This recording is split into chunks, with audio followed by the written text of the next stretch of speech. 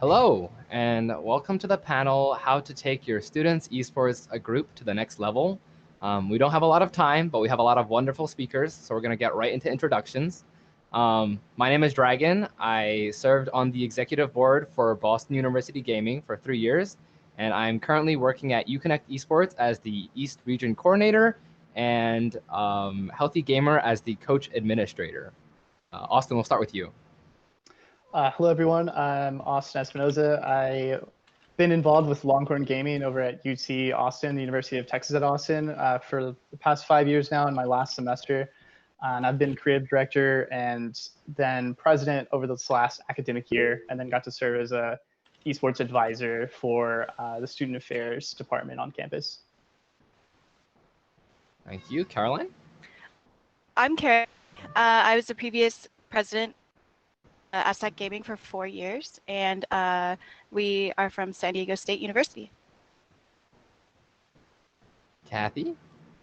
Hi, everyone. My name is Kathy Chong. I attended UCI, University of California, Irvine, founded the club there called the Association of Gamers, and then currently I also still work at UCI, but now in an administrative position with UCI Esports. And last but not least, Kimberly. Hi, I'm Kimberly. I was the former president of UT Arlington Esports in Arlington, Texas, and I'm currently the social media and marketing manager at Esports Stadium Arlington. Perfect. So we're gonna hop into our first topic of the day. Most esport groups are founded on their foundation of club members, but sometimes increasing the numbers of those people is extremely difficult. So what do you think is most important in gaining and retaining new club members, and how did you go about it? Austin, we'll start with you.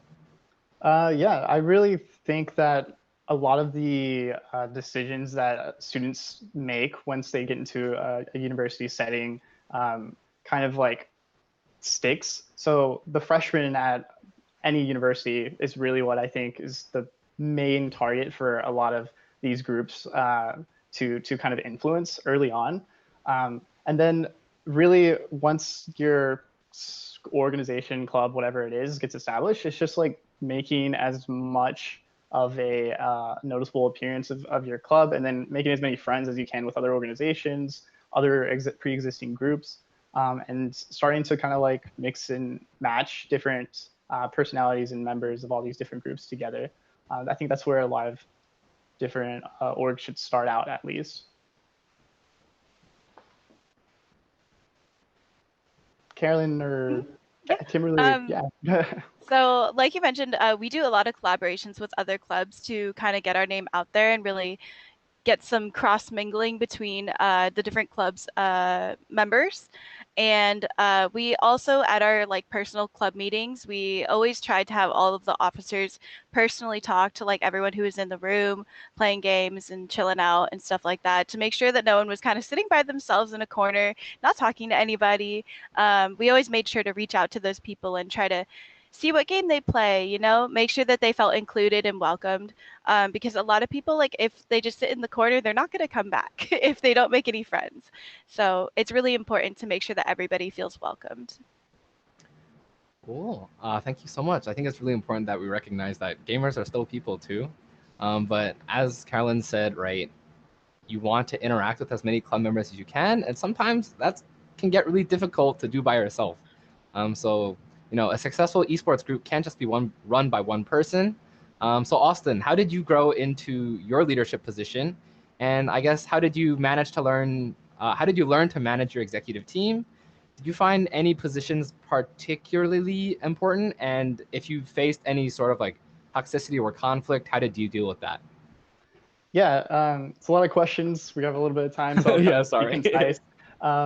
So I was actually coming from somewhat of a leadership background in high school, and did a lot of video related things and content creation. So when I came to UT, I was really interested in doing something content related in esports or gaming. So when I found Longhorn Gaming, I kind of volunteered also, not only for them, but for like South by Southwest in Austin, DreamHack when it first came to Austin, even the film festival in Austin, stuff like that. Kind of like built up a volunteer experience, my leadership experience, and then sought after a creative director role with the organization, then kind of noticed all these like problems that were going on with the org. So I wanted to be president, see what I could do, maybe extended my stay within the university a little bit. But I kind of noticed that there was a huge hole inside of this organization that just needed passionate people to fill. There wasn't any sort of like, let's say, like necessary like need for like really skilled people. They just needed passionate people to fill the holes of just like wanting to lead something new and wanting to lead something that just like needs people to surround other people with. So it kind of ended up being like a really fast growing process, and having to deal with like 30 people kind of like coming to my organization and wanting to be officers, when before we only had like a handful.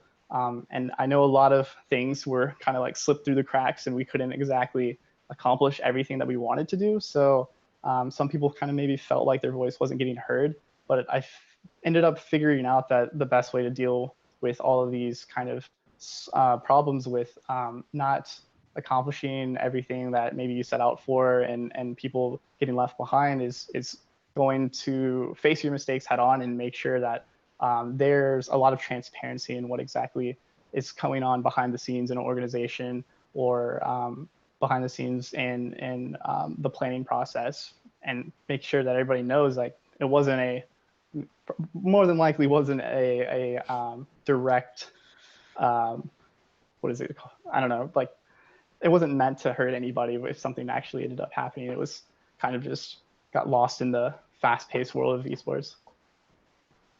Yeah, I think from my experience too, there's this sense of, I mean, to second Austin also is like we aren't looking for experts from day one, right? Like everyone's a student, everyone's learning and figuring it out as we go. So I think being able to accept that and help people build up that confidence that, hey, I'm not an expert at like social media yet, but I want to learn how.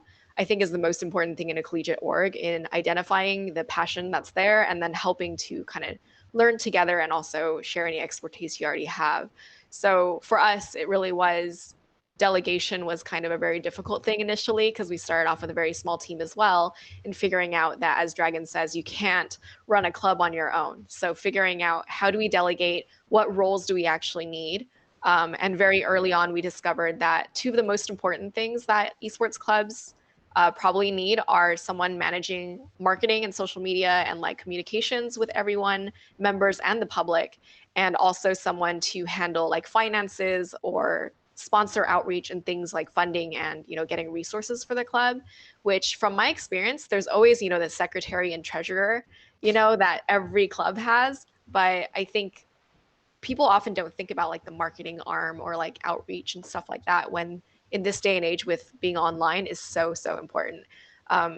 Pretty much we're running esports organizations like that are nonprofit and not officially incorporated or anything, but we are running companies at our school as students, and I think that's credit where it's due, but it's very difficult. So having that team really thinking about those buckets and making sure they're all filled was really integral to succeeding.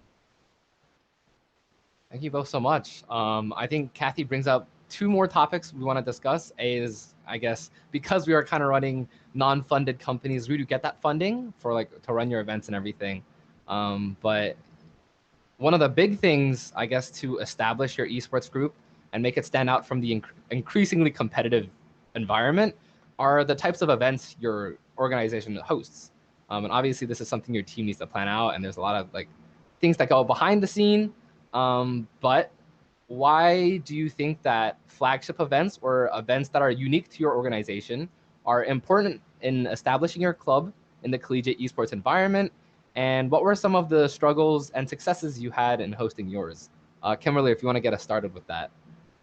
Yeah, for sure. So at UT Arlington Esports, we host about 3 to 4 like normal LANs every semester, but we try to have like one big LAN that we rent out from like the university center. It's like a ballroom, so it's larger, and that typically about once a year, so every 2 semesters. It was previously called Blue Bonnet Land, but it's called Maverick Respawn last time we held it. I think it's super important because it gives the students and the members something to look forward to.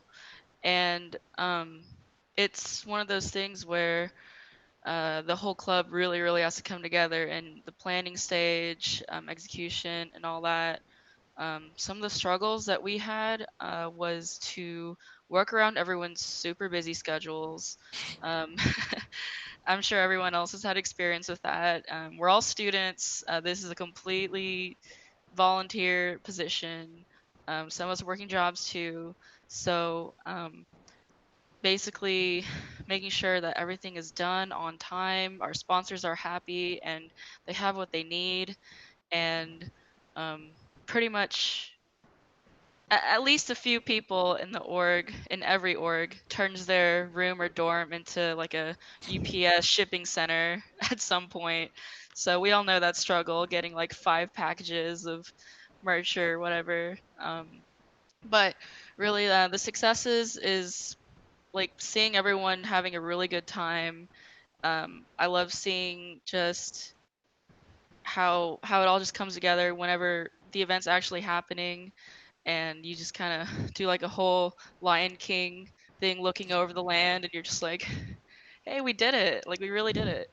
So, um, I really enjoy just being able to work with a team and making making things like that happen. Yeah, I really relate to that feeling of, oh, we did it. Wow, what is this? This huge event that has like so many people at it is really an amazing sight to see, especially if you've invested your work, like blood, sweat, and tears into this event. And I always was personally that UPS shipping center. It was always my house or my apartment, so I had boxes everywhere and stuff like that. But it was definitely worth it. It was like a really good way for us to network with other schools too, because we would always invite their competitive teams to come play at our tournaments, and it made us realize that communication is really important. We had to learn to always check our emails, always check our messenger, our Discord, everything, so that we didn't miss any messages from either sponsors or other teams or like people who were interested. And we ended up even networking with some high schools in our area to get them to come volunteer. And they actually got like community service hours for helping us set up the event, put down all of our LAN cables, and like staying after to help clean up and stuff too. So we like got to sign off on their papers and they got credit for doing that. So that was really like fulfilling for us to see that one, they're getting involved with college like esports stuff before they are in college, and also getting credit for community service while helping us build the esports like scene. So that was always really fun to see everybody getting involved from high school to older people in our community. That's some really wholesome content. Thank you for sharing that. Also, Kimberly, great metaphor with the with the Lion King thing. I'll make sure to use that in the future as well. Yeah. So some of the people already touched upon it, but you know, hosting a flagship event or a larger scale event is really hard when you are basically unfunded. So sponsorships are extremely important, as Carolyn kind of already talked about, in getting those like prizing monies or support for your event, and that usually garners more interest from your members and other people in your community. But sometimes making that initial connection can be really hard just because of how competitive the scene is currently. So how did you go about obtaining those initial sponsorships, and what were some of the struggles and successes you had? Kathy, if you want to get us started. Yeah. So as I said, funding, right? Huge part of this conundrum that is running essentially a nonprofit organization on your own. So I think kind of our first steps are always identifying who we think is actually going to write us a check. So it's thinking about endemic versus non-endemic. If they're endemic to the esports space, obviously they have the benefit of already knowing what esports is, knowing the value of gaming. Maybe they have a product they want to get in front of students. So that's very helpful to kind of build your case on, because they might also know about collegiate esports and some of the other events that have been happening. Whereas non-endemic, the benefit to that is they might not have had as many colleges pitching them constantly for support, especially if they're like local companies that maybe they have an attachment to your city and they're like, yeah, I want to support your school because, you know, it's within walking distance or something like that. So I would be open to all sorts of sponsors. Don't always hit up the names of like, you know, the LCS team sponsors or like, you know, your favorite peripheral company, because they probably get hundreds and hundreds of requests and might actually have like a solution for that where they actually build out packages, or there's something you can sign up for as an ambassador or like a club program. So I would check those out. Kind of cold calling and demanding stuff from a very big company, probably not going to work out anymore. Thankfully, UCI was a very early program, and we kind of had that, you know, early adopter kind of advantage, both with our department and our club, where we might be like the first 10 schools to ask. And that's why we were able to get yeses occasionally. But even then, there are things to keep in mind, like the cold calling and getting those connections and identifying them is already hard. But once you get to that point, you want to make sure, one, you have to be very professional. I hear this tip a lot, but in case you haven't heard it before, don't just message people hi or hello. You know, like, what does that mean? What do you want? So you want to make sure your first sentence, you're like, hi, I'm Kathy. I work for UCI Esports, and this is what I want and how I think you can help me out. Like, you need to really think about your ask immediately. And then also, you know, full sentences. Ideally don't DM Twitter as your first way of reaching out to someone unless like they're a company known for social media being the way to contact them. Like some influencer manager, you know, people say that's the best way. And then also like be really prepared in terms of what's your ask, what are maybe your sponsor tiers. So for our flagship events, there's always going to be like, you know, a gold, platinum, whatever sponsor tier that gives you overlay access, you know, logos all over the website. You can, you know, do giveaways, etc. Think of your offering, and you can base this off of other events that are out there. Like, be inspired by it. Don't obviously rip off someone else's deck, but it's good to look at what's out there, so you're making sure that your ask isn't too little, you know, too out there. And then I said deck earlier, but I didn't actually address it. Try to make a deck. So you typically want to have like a PDF or a slide deck or something like that that very clearly, without a ton of text, addresses who you are, what you're doing, and what you want from them. So that's kind of my skeleton. You know, put your name out there, have all these things ready, and don't be afraid to make these connections and try to, you know, talk to people that know people, and it kind of just expands outward from there. So kind of building off what Kathy said, she covered a lot there. So I don't know how to follow this up, but I'm going to try. But yeah, so in the past, we had to figure out how to make a slide deck that she mentioned that really states like who SGSU Esports, or now Aztec Gaming as we rebranded, what we really are and what our goal is, because if you have a goal in mind, it might speak more to a potential sponsor than if you just say, hey, we're a gaming club, can we have some stuff. So really push what you're trying to do with this event. Are you trying to create a community? Are you trying to be really inclusive?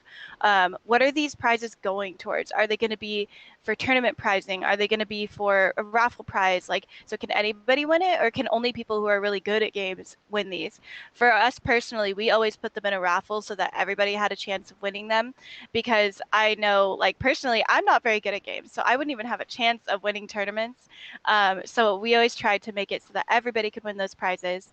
And in addition, we were introduced to UConnect, and UConnect is a really, really great platform for connecting with sponsors because it's super easy to use. And honestly, it made the process so much more streamlined because you don't have to go to emails, go to Discord DMs, everything else, because that's how I would always message people before. But now all of your like communications and stuff are in one place. So yeah, use UConnect. I'm glad you're happy we're doing a good job and you're happy with the platform. I'll make sure to tell that to Dylan later.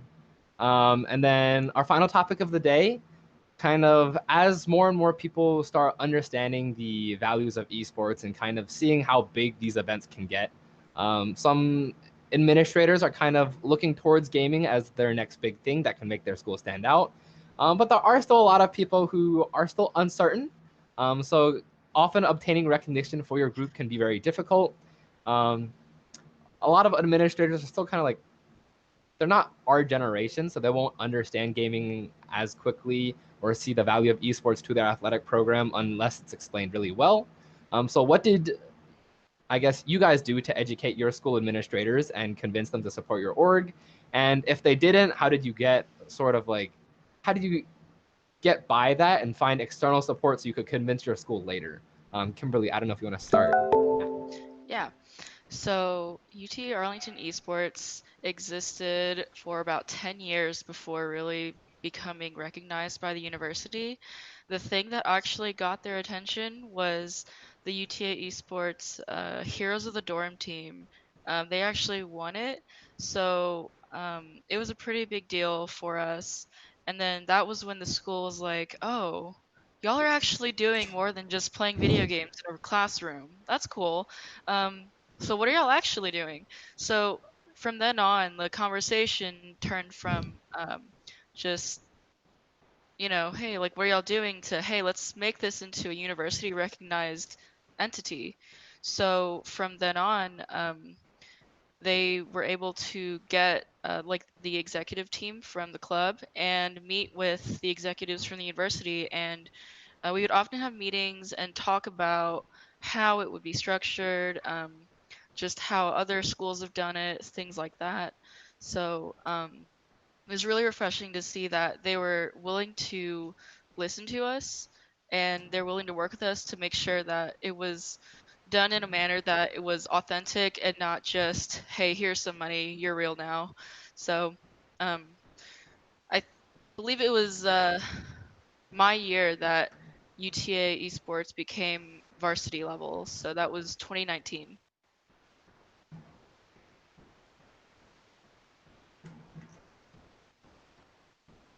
Austin, Yeah, do you and want yeah, to? Sorry, totally. sorry, sorry. So for UC Austin, we're in a weird spot. We've been also around about the same time, if not longer, as UCA's club version of their esports program, and we've had a crazy history.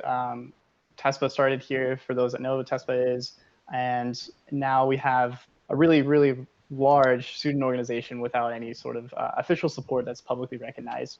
So um, when I came into the longboard gaming, I really just wanted to like make the brand more well known and make the players actually more well known. I was into League of Legends more than anything else in the world. So I would just go around filming the team and start the YouTube channel and just want to get the name out there and get other people's eyes in front of this really awesome phenomenon that I thought that the whole school should know about. So that's kind of the path that I really went down when I first started to like help the organization try to become some sort of official thing on campus.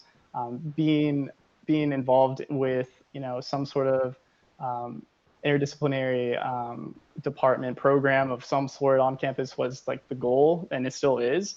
I know that a lot of different bodies on campus are doing something esports related, like our College of Communications and our College of Engineering and our College of Fine Arts. It's like they all have esports in mind, but they all don't understand the scale and vastness that collegiate esports is. So they kind of overlook what the actual organization on campus is doing and kind of need a little bit of guidance. So that's what I'm doing now is trying to show them exactly what is going on underground. I know like pretty much every organization is kind of going through that same sort of process, but at least we're lucky enough to be large enough to have a lot of amazing students that are doing really great work at a high level or competing at a high level across like every game and platform you can imagine. So it's really now just bringing it all to them in a palatable, bringing all this information to the administrators in like a palatable way, and yeah, that's pretty much it. Cool. So I'll chime in a bit as another kind of success story, I guess, considering I was hired by UCI because we had officially, created a department. So that was the success story of being recognized by administrators and going a step further, creating a varsity program for it. So as a student, kind of what happened there, I guess I've been at UCI since 2011. So it's, sometimes I forget what it's like to be a student, but trying to think back to what it was like back then. It was actually, I think, 2012 that we started to pitch, we kind of think esports is going in this direction where it's going to get really big. 2013, we had a really successful event for a World's Viewing Party for League of Legends, in which we expected like 200 people max because we were advertising to the SoCal area. We thought it'd be bigger than our normal club events.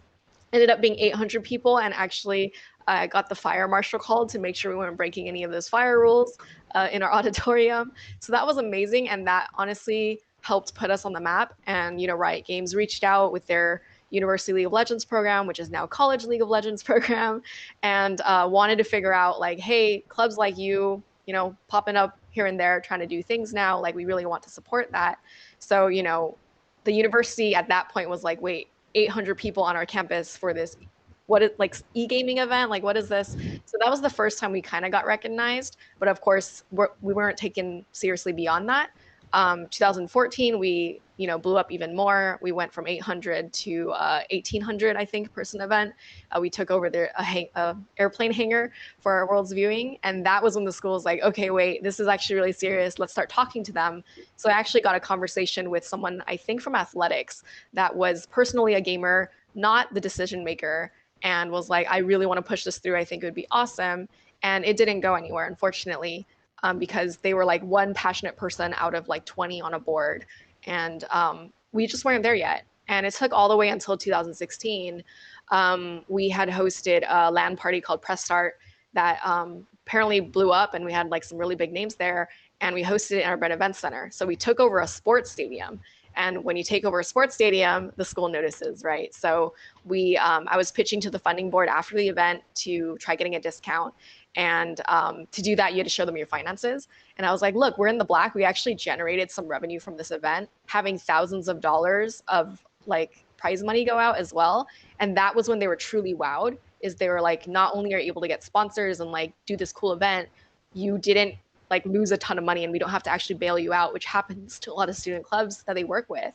And they like super lucky for me, Mark Debbie, our current director of UCI Esports, was actually sitting on that panel. And he was, he played games in college. He was doing a business project, a business school project on Blizzard Entertainment at the time, being a big Blizzard fan. And he had just kind of started hearing about esports. So being aware of me, being aware of the community on campus, and then personally having an interest now in esports, he had already worked in student government for a while. And he was why we succeeded, because he had all these connections. He knew how higher ed worked. He had student affairs people on his side. He knew kind of how to navigate the red tape of university. So he and I basically partnered up. And as a student, I was advising the process. We started pitching to people, including the vice chancellor of student affairs, moving to the student center, trying to procure a space. And the rest is history. Like, we were able to make this happen. And I think that is really, why it worked, is because we had someone essentially on the inside that was like that big mentor or supporter. And I've seen at a lot of other schools where this has succeeded, it's because they have someone on staff or faculty that puts themselves out on a limb there and just says like, I actually really believe in you. Student org is doing amazing stuff. Like, let's fight this fight together.